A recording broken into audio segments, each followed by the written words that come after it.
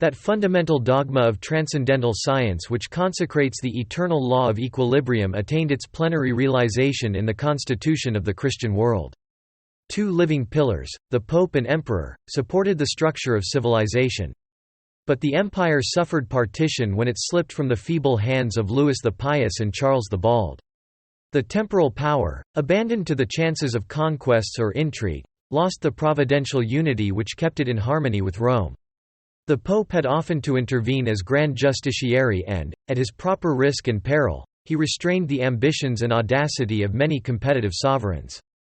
Excommunication was at that time a terrible penalty, for it was sanctioned by universal belief, and it produced phenomena which awed the crowd, being mysterious effects of the magnetic current of condemnation. There is the example of Robert the Pious, who, having incurred this terrible penalty by an unlawful marriage, became the father of a monstrous child, similar to those effigies of demons which mediaeval art represented in such ridiculous aspects of deformity. The melancholy fruit of a forbidden union bore witness at least to the tortured conscience and frightful dreams by which the mother was possessed. Robert accepted the event as a proof of the wrath of God and submitted to the papal judgment. Renouncing a marriage which the Church declared incestuous, he repudiated Bertha to espouse Constance of Provence, and it remained for him to recognize in the questionable morals and arrogant character of his new bride a second chastisement of heaven. The makers of chronicles at the period were enamored of diabolical legends, but their records exhibit more of credulity than of good taste.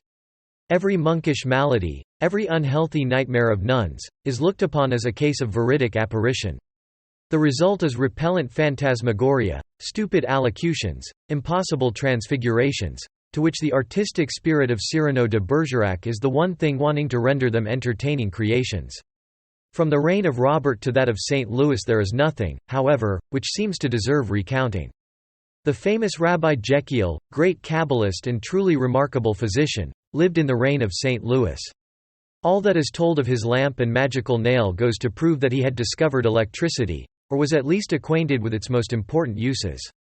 Ancient as that of magic, the knowledge of this force was transmitted as one of the keys of the greater initiation. When the night came a radiant star appeared in the lodging of Jechiel, the light being so brilliant that no eye could gaze thereon without being dazzled, while the beam that it darted was tinted with rainbow colors. It was never known to fail and it was never replenished with oil or other combustible substance extant at that time. When importunity or ill-intentioned curiosity sought to intrude on Jechiel by knocking persistently at his door, the rabbi struck a nail fixed in his cabinet, producing simultaneously a blue spark on the head of the nail and the door-knocker. The ill-advised person was shaken in such a manner that he cried for mercy, believing that the earth was opening under his feet. One day a hostile mob swarmed about the entrance, uttering murmurs and menaces, while they stood with interlaced arms to resist the commotion and supposed quaking of the ground. The boldest among them plied furiously at the knocker, but Jechiel pressed his nail. In a moment the assailants were tumbled one over another and fled crying out like people who have been burnt. They were quite sure that the earth had opened and swallowed them as far as the knees. They knew not how they got out, but nothing would persuade them to return and renew the attack. The sorcerer thus earned quietude by the terror which he diffused.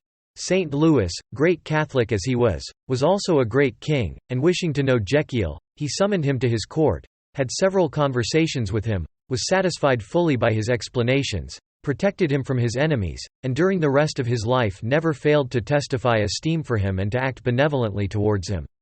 Albertus Magnus lived at the same period, and he still passes among the people as Grand Master of all magicians. Historians of the time affirm that he possessed the philosophic stone and that after studying for 30 years he had succeeded in solving the problem of the android, in other words, that he had fabricated an artificial man who was endowed with life and speech, who could, in fact, answer questions with such precision and subtlety that St. Thomas Aquinas, infuriated at being unable to silence the image, broke it with a blow of his stick. Such is the popular fable. Let us now see what it signifies. The mystery of the formation of man and of his primitive appearance on earth have continually absorbed seekers after the problems of nature. Man, as a fact, appears last in the world of fossils, and the Mosaic days of creation have deposited their successive remains, bearing witness that those days were in reality long periods of time. How then was humanity formed? Genesis testifies that God made Adam from the slime of the earth and breathed into his nostrils the breath of life, a statement the truth of which we do not question for a moment, but we repudiate notwithstanding the heretical and anthropomorphic idea of a deity molding clay with his fingers. God, being a pure spirit, has no hands, and he causes his creatures to develop one from another by the power which he has imparted to nature.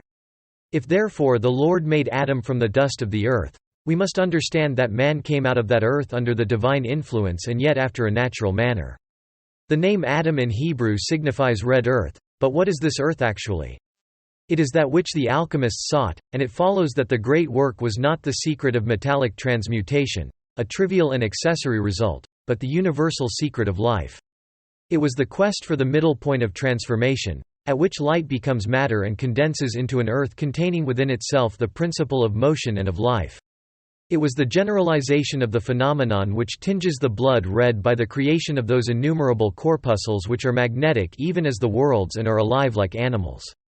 For disciples of Hermes, the metals were the coagulated blood of earth, passing, like that of man, from white to black and from black to crimson, following the work of the light. To set this fluid in motion by means of heat and impart thereto the tinging fructification of light by the aid of electricity, such was the first part of the work of wisdom. The end was more arduous and sublime.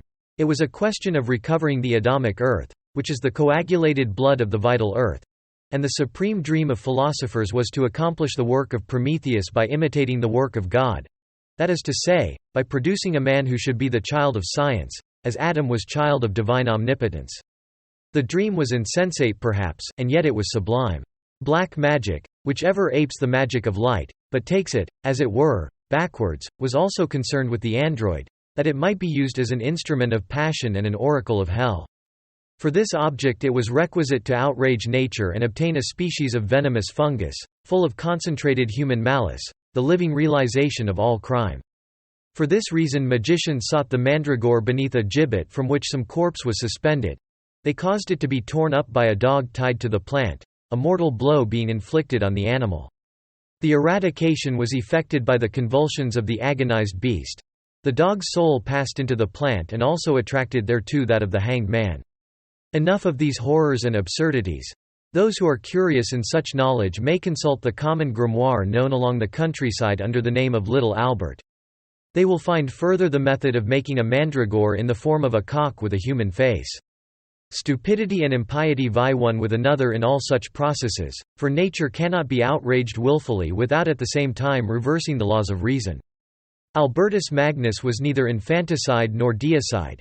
He was neither guilty of the crime of Tantalus nor that of Prometheus, but he had succeeded in creating and arming at all points that purely scholastic theology, outcome of the categories of Aristotle and the sentences of Peter Lombard, that logic of syllogism consisting of argumentation in place of reasoning and of finding an answer for everything by subtleties concerning the terms.